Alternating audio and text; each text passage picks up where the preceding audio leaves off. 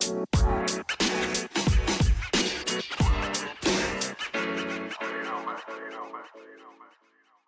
Nuts and Bolts of Writing, Season 2, a podcast where we talk about literature, the ins and outs of writing, and how to actually start writing.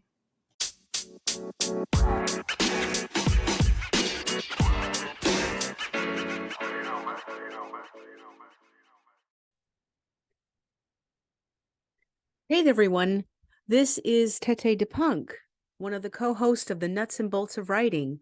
Today I will be interviewing poet Ali Ashhar, who has submitted several of his poems, including Life's Lore, to issue 5 of our literary zine, The Unconventional Courier. He has also submitted his quartet of poems, including Evasion, to issue 6 of The Unconventional Courier. I've provided links to both of his works in the description. Ali Ashhar is a poet, short story writer, and columnist. He is the author of the poetry collection Mirror of Emotions. Ali Ashhar has won 4 awards for his work during his writing career. His works appear in Indian Review, The Raven Review, Bosphorus Review of Books, among others. You can follow Ali on Twitter at Ali Ashhar11. Poetry is the human voice amplified in the moment, and poetry evokes timelessness because of its instant emotive state. Today, we'll be discussing how one poet and writer with the reflective and gifted Ali Ashhar approaches writing and poetry.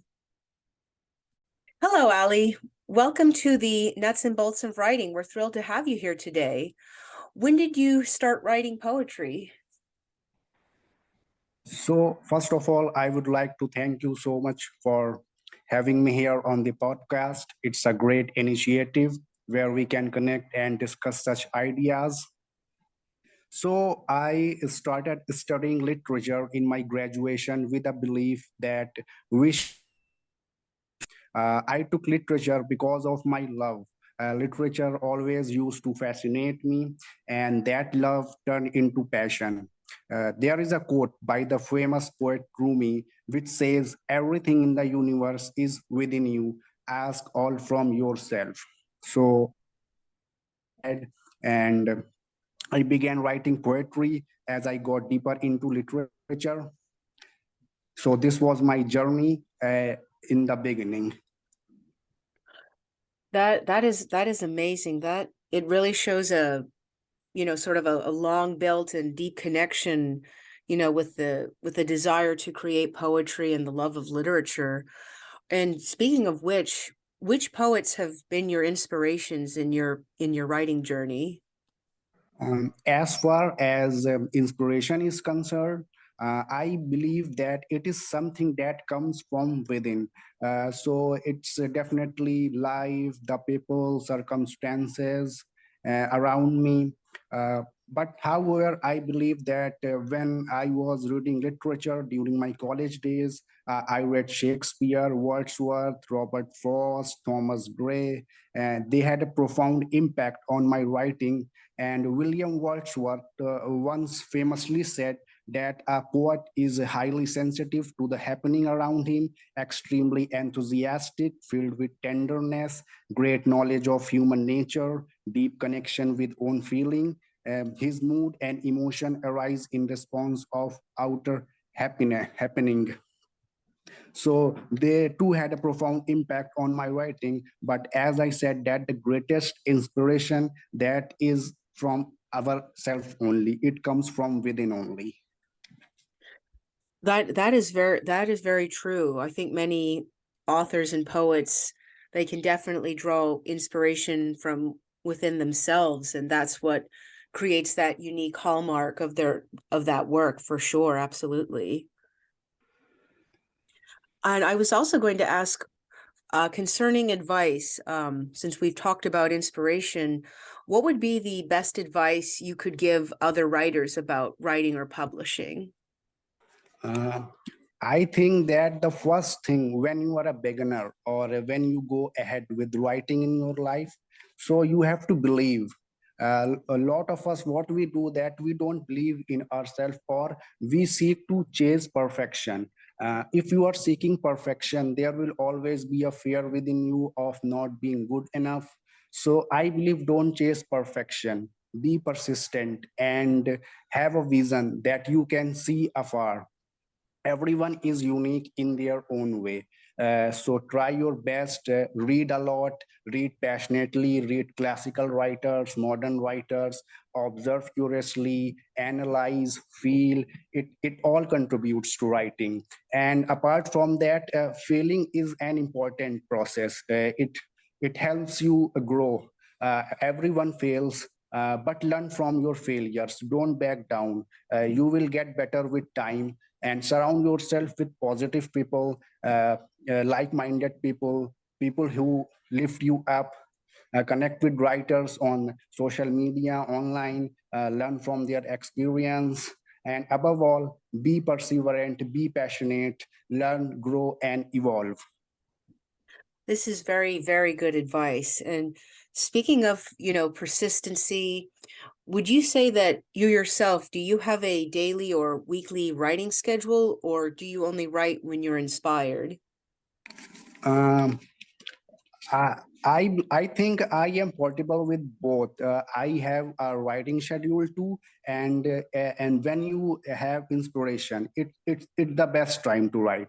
But when you don't have the inspiration, I feel that you must write. You don't give up. The foremost thing is keep going. When I don't get inspiration for writing poems, I try different genres. Like I write short stories, I write open letters, and other genres too. uh, and I feel that inspiration comes from different sources, like what we read, what we see, what we feel, what we hear, our experiences. So if our thinking should be multidimensional, and if we are consistent and disciplined, then I feel that inspiration will come along. That is very, very good advice. And, that can definitely apply for people who, find inspiration not so much on a consistent schedule, but sometimes it's more of a spontaneous nature, so to speak. I Thank was you so also, much. oh yes, absolutely. And speaking of which, you mentioned that you write different forms of writing. Would you say that those different forms, like short story or open letter, would you say there's a different approach to that, than the different approach to poetry, or is it coming from a general same place? Of course, there is a different approach, and poetry is something that is short and concise. You have to say it in a concise way. But short story, you have to build character, your plot, your narratives, right? And open letters also, that you have that is different approach. Open letter is something that is based on your experience. So different genres require different type of approach, and how you see that genre, and how you plot, how you write. Every genre requires its own distinctive approach, I feel that. That is very true. That's absolutely true. And I think a lot of writers, in all different forms of writing can definitely appreciate and understand that. Oh, I was also going to ask, how well do you work under pressure? Like, say if there's a deadline or anything of that nature, how well do you work under it? And what advice would you have for people who may have to create something under pressure? I believe that pressure can impact your writing, and a champion is someone who can perform in pressure as well as normal circumstances. So pressure should not stop you from where you are going. Um, I believe that pressure can be used as an inspiration too. You can delve in that pressure, or if there is a deadline, it can help you unleash your creativity at the most. So I think that pressure can be sometimes genuinely helpful for your writing. You need to just have that transforming vision of turning that pressure into inspiration. But yeah, I feel that excess of everything is bad. Don't let that pressure take a toll on your mental health. Maintain a healthy balance between work and family, your work life and your personal life. Maintaining a balance is a key to a happy life. That is a very, very healthy approach. And you're absolutely right, not to let, pressure or anything excessive, take over one's life. And I also wanted to ask, was there any particular work or a particular time in your writing career where you had to finish a work for a deadline, or you were creating a particular work under a particular time of pressure? And if so, did that influence the work in any way, or maybe alter or influence the approach of your writing that piece? Yeah, definitely. There have been deadlines, and as I told you earlier, that it just unleashed the creativity in the best form. It brought the best out of me. I believe that when you have a deadline, it pushes you to the limit, I feel. And when you don't have that deadline, or you don't have that mandatory pressure, you relax, you are calm. So there are two different scenarios, but I feel that when you have pressure, and I have worked into pressure, I have been given deadlines, and I have completed my work before deadlines, and it only brought out the best out of me. That is really great to hear. It's almost a bit of the, analogy of when, there's great pressure or heat applied to metal, it becomes refined or strengthened. Yeah, thank you so much. Oh, you're very welcome. And I also wanted to ask, would there be any, parting advice, or, any parting advice that you would give to any potential writers or poets out there?